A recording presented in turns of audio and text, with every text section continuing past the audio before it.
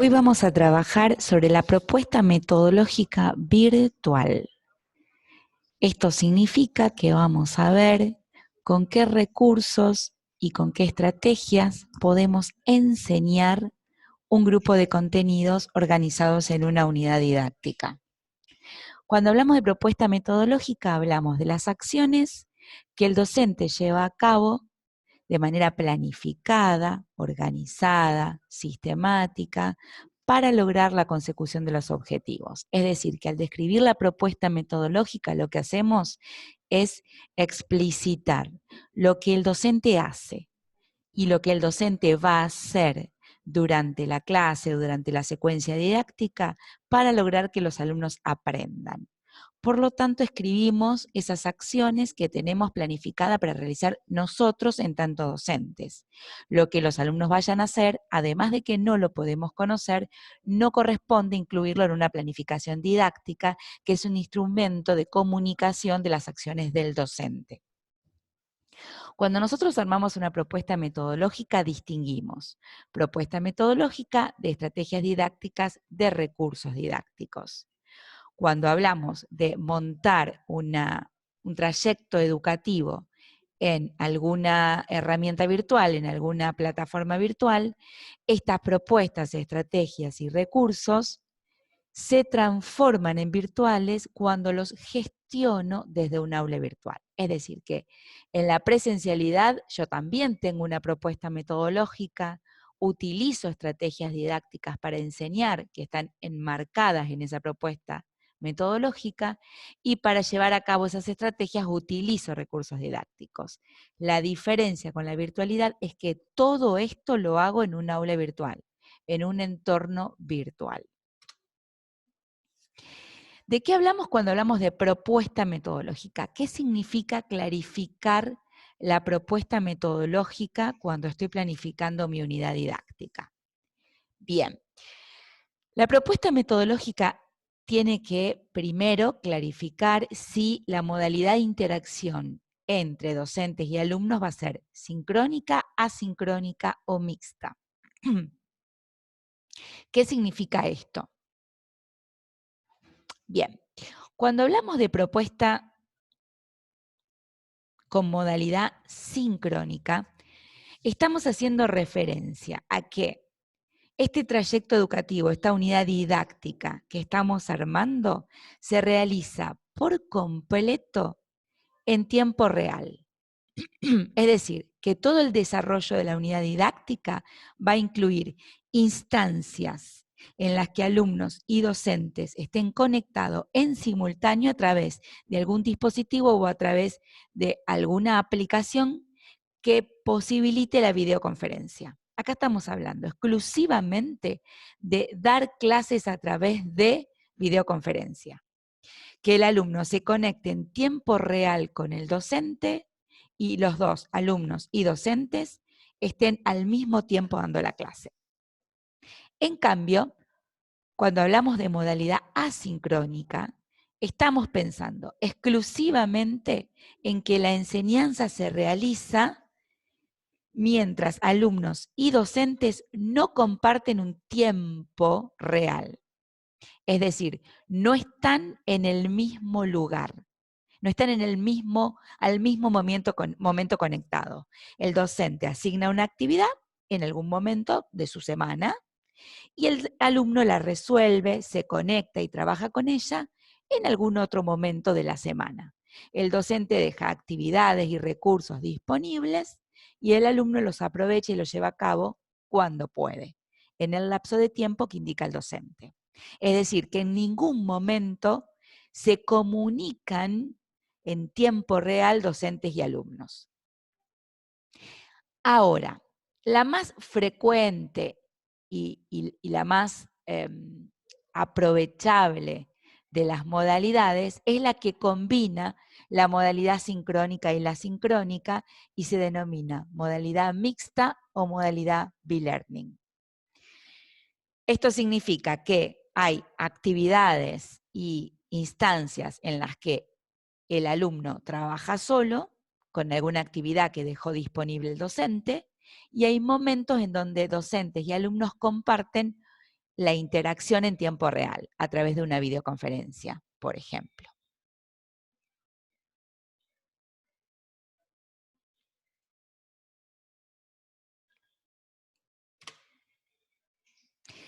Así como caracterizamos a la propuesta metodológica según la modalidad de interacción, también la tenemos que caracterizar según la finalidad didáctica. Mi propuesta metodológica puede estar completamente centrada en la transmisión de la información y entonces va a incluir acciones para compartir textos, imágenes, audios, multimedias, voy a exponer, voy a trabajar con propuestas que siempre tengan que ver con que el docente le transmite información al alumno, transmite contenidos al alumno. Puede haber, esto es una de las opciones. Otra de las opciones puede ser que el docente esté solamente interesado en generar interacción con el alumno, ya sea punto a punto, que significa docente a alumno o entre dos alumnos, o multipunto, que es los alumnos entre sí y con el docente. Entonces, toda la propuesta metodológica va a estar centrada en generar esa interacción. No en transmitir contenidos ni en que el alumno resuelva actividades, sino en comunicarse con los alumnos, en dialogar con los alumnos. Entonces, todas las estrategias que yo elija van a tener que ver con esa interacción. Y también podemos definir nuestra propuesta metodológica como centrada en la realización de actividades. Significa que yo todo lo que haga va a estar orientado, va a estar destinado a que el alumno resuelva actividades que pueden ser individuales o colaborativas. La propuesta metodológica ideal no existe, pero una buena propuesta metodológica adecuada que va a posibilitar aprendizajes sólidos y significativos tiene que tener estrategias de los tres tipos de finalidades. Es decir, en algún momento tendré que transmitir información, en algún momento tendré que entrar en interacción con los alumnos y en algún momento los alumnos tendrán que realizar actividades.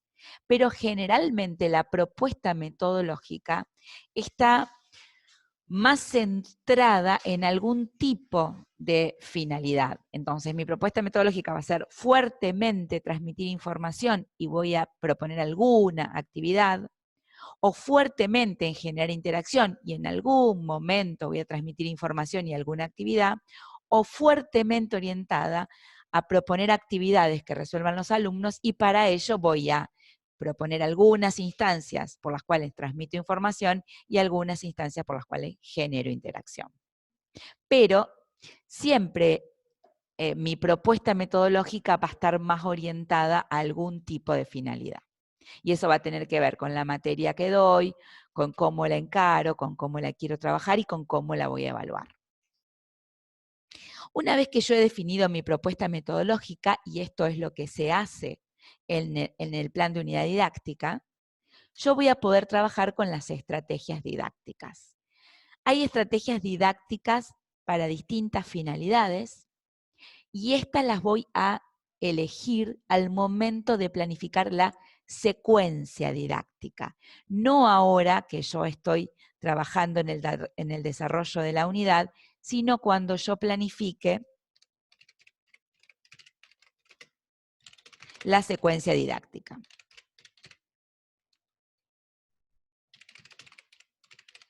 Recién allí yo voy a definir con qué estrategias didácticas voy a trabajar si quiero transmitir contenidos, analizar contenidos o aplicar contenidos. Por eso ahora no lo vamos a desarrollar en particular, sino que lo vamos a dejar para la unidad didáctica mía de práctica 2, número 3. Recursos digitales. Bien, hemos dicho que si nosotros vamos a enseñar virtualmente, si vamos a desarrollar una propuesta metodológica y vamos a seleccionar y trabajar con estrategias didácticas virtuales, necesito un espacio virtual, un aula virtual para poder desarrollar esta metodología. Bien, ese espacio virtual, esa aula virtual, me la proporcionan los recursos digitales. Los recursos digitales tienen diferentes propiedades. Es decir, vamos a hablar de recursos digitales en muchos sentidos. Pero antes de hablar de los recursos digitales, me voy a preocupar antes por el tipo de dispositivo y de conexión con la que voy a trabajar yo y van a trabajar los alumnos. Porque los recursos digitales, no todos pueden utilizarse con los mismos dispositivos y con el mismo tipo o intensidad de conexión. Por lo tanto, yo tendré que elegir recursos digitales pensando en el tipo de dispositivo que voy a usar yo y que van a usar los alumnos. No es lo mismo si los alumnos se conectan, por ejemplo, si la mayoría de los alumnos tiene acceso a conectarse desde una notebook, que puede ser el dispositivo más completo que podamos elegir a la hora de dar clases y de recibirlas, porque ahí tenemos integrado la posibilidad de ver, de compartir pantalla, de tener una cámara y poder interactuar a través de la cámara, de interactuar a través del video, de utilizar generalmente todas las aplicaciones de Office, es decir, una notebook es el recurso, el dispositivo ideal para poder tomar clases virtuales y dar clases virtuales, pero también tenemos que tener en cuenta que los alumnos utilizan otros tipos de dispositivos, como puede ser el más usado de todos, que es el celular o la tablet. Pero también hay que tener en cuenta que los alumnos pueden estar utilizando una PC, una computadora, y que esta computadora puede no tener los periféricos necesarios, puede no tener cámara, puede no tener micrófono, o también pueden estar utilizando un Smart TV y estar tomando la clase desde un Smart TV. Entonces, si nosotros estamos dando clase a distancia en una carrera que es toda virtual, generalmente ya la carrera le exige al alumno determinados dispositivos y entonces yo ya sé que para esta materia que estoy dando en esta carrera tengo que contar con determinados recursos porque los alumnos están utilizando estos dispositivos. Si yo estoy dando, como puede ser ahora en este momento, una carrera presencial, en donde voy a apoyar la virtualidad o donde voy a utilizar algunos recursos virtuales para complementar la presencialidad, o porque de golpe lo que era presencial tuvo que transformarse en virtual, y los alumnos pueden llegar a tener cualquier tipo de dispositivo y no le exigieron uno en particular, en realidad tengo que estar pensando en un celular. Tengo que pensar en que el alumno toma mi clase desde el celular y que los recursos que yo utilizo y comparto tienen que poder soportarse desde ese celular. Pero además, absolutamente importante, tengo que tener en cuenta el tipo de conexión que puede llegar a tener el alumno. ¿Qué es lo ideal? Y lo ideal es que tenga en su casa Wi-Fi con un router que tenga muchos megas para poder soportar mucha capacidad de transferencia de datos, pero no es necesariamente lo habitual. Puede ser que el alumno se esté conectando a través del celular y aquí habrá que ver con qué intensidad de antena cuenta, si tiene en su lugar de origen, en el lugar donde está viviendo, la suficiente conectividad como para soportar el tipo de recursos que estoy utilizando. Así que tener muy en cuenta con qué tipo de dispositivo va a trabajar el alumno y con qué tipo de conexión va a contar el alumno para compartir y utilizar los recursos que estoy eligiendo.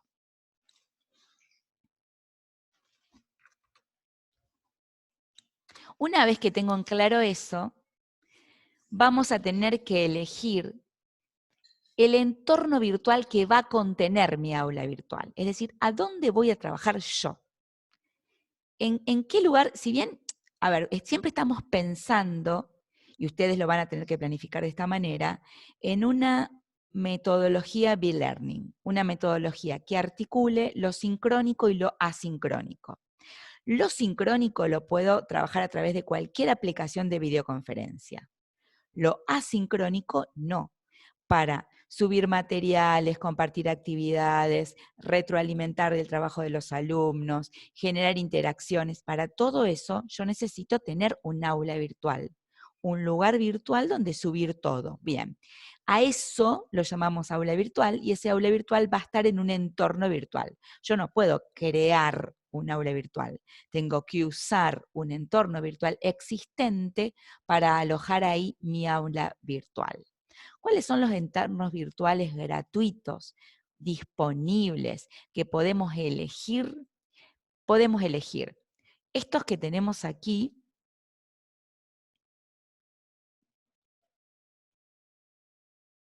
entre los cuales no vas a poder elegir EVA, por ejemplo, ¿sí? Porque EVA, que es Moodle, tenés que estar trabajando en una institución en donde tengan EVA, donde tengan Moodle, donde tengan un entorno virtual de tipo Moodle, que es con el que trabajamos nosotros.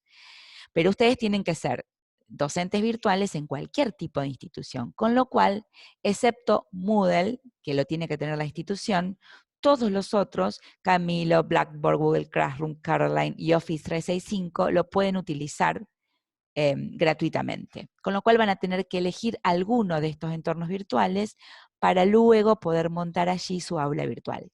Si no les parece adecuado ninguno de estos, o les parece poco intuitivo y no se animan a utilizarlo, también pueden utilizar alguna red social, que son más fáciles de gestionar, como Schoology, Edmodo o Facebook, o cualquier otra red social que a ustedes les parezca que cumple con todas las características de un entorno virtual que vamos a ver en breve.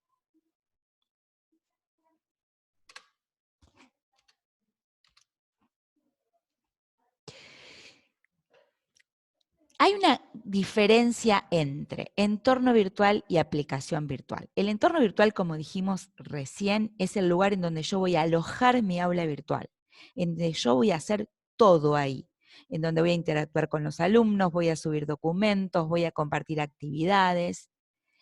Pero para todo eso, para compartir documentos, para compartir contenidos, para compartir un video, para mostrarles algún tipo, un juego, para proponer algún tipo de juego, de actividad, puedo utilizar además aplicaciones virtuales. Las aplicaciones virtuales son, para que se entienda, programitas web que yo utilizo para cuestiones bien específicas. Por ejemplo, estos son todos los que ustedes subieron al foro, por eso los puse aquí. Hay millones de aplicaciones, hay aplicaciones para lo que quieran. Hay gratuitas y hay pagas, pero gratuitas también hay muchísimas. Yo solamente propuse acá las que ustedes pusieron en el foro que estamos compartiendo. Fíjense, por ejemplo, Kahoot. Kahoot es una aplicación que me permite hacer tipo multiple choice, tipo juego de selección de respuestas, pero jugando. Es una aplicación que me permite jugar con los alumnos. Otra aplicación que me permite jugar, por ejemplo, es EducaPlay. EducaPlay me permite trabajar con juegos para los alumnos. Aplicaciones que me permiten de todas estas, ¿no? Entonces, ¿yo qué hago? Yo tengo mi entorno virtual, mi aula virtual, y armo un jueguito y lo subo al entorno virtual. Utilizo una aplicación desde el entorno virtual.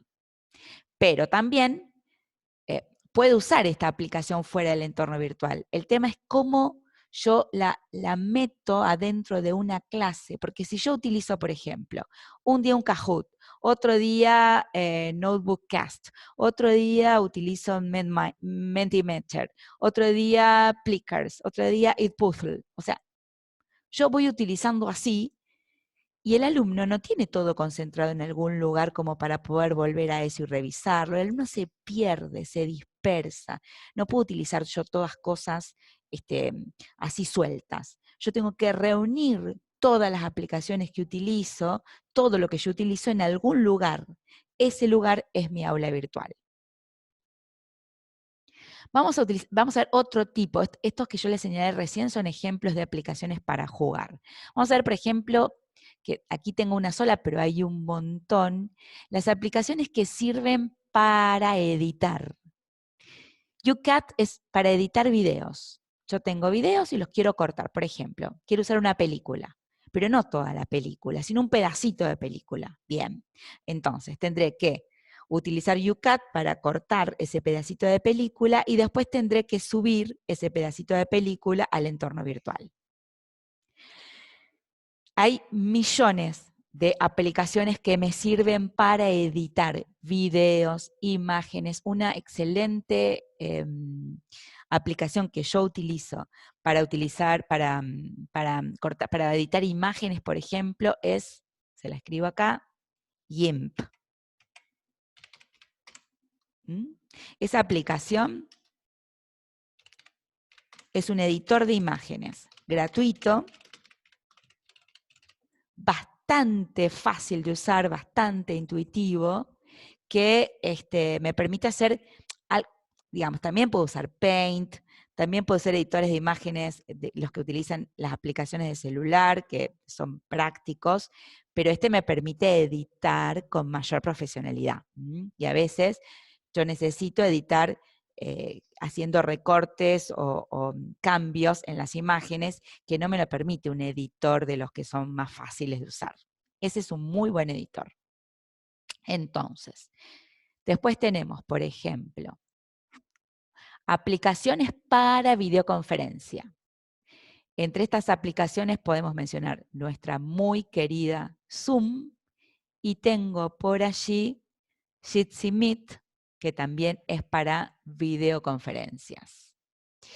Después, por ejemplo, tenemos aplicaciones que son muy completas, que casi parecen entornos virtuales porque tienen muchas cosas, pero no lo son porque le faltan, ahora vamos a ver cuáles son los requisitos para un entorno virtual completo, y le faltan algunas cuestiones. Hay aplicaciones que me sirven para compartir presentaciones. Padlet, y ahí voy a buscar algo más, Schoology, Notebookcast, y podría ser ClassFlow, por ejemplo. ¿Sí?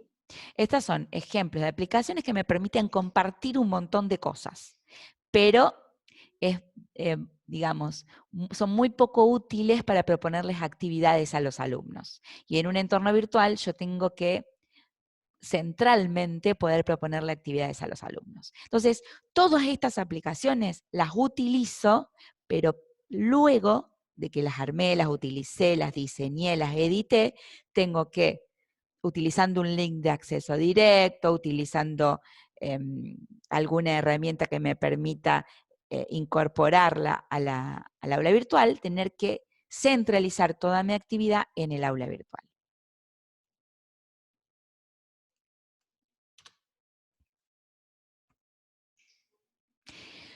Por último, dentro de cada entorno virtual, dentro de cada aula vamos a tener herramientas. ¿Qué son esas herramientas? Son esas acciones que me permiten editar el aula, que esto generalmente el alumno no lo ve porque no puede editar el aula, sino que lo hago yo como docente. Ahí cada entorno virtual y cada aplicación tiene sus propias herramientas. Es lo que yo aprendo a usar cuando manejo esa aplicación o ese entorno virtual. Y por otro lado, también en un aula virtual vamos a tener los contenidos que publicamos.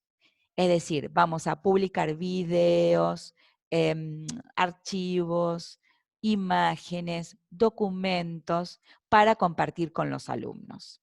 Por supuesto, va a haber herramientas para compartir esos contenidos. Entonces, vamos a tener, las herramientas son esos mecanismos que están adentro de cada entorno virtual o aplicación que me permiten editar, que me permiten crear, que me permiten armar. Y el contenido es lo que queda publicado para el alumno. El contenido, la actividad, el objeto, eso es lo que ve el alumno. La herramienta es lo que usa el docente para editar. Entonces, vemos que la herramienta es lo que usa el docente para crear o editar lo que comparte. y el contenido es lo que ve el alumno publicado en el aula virtual.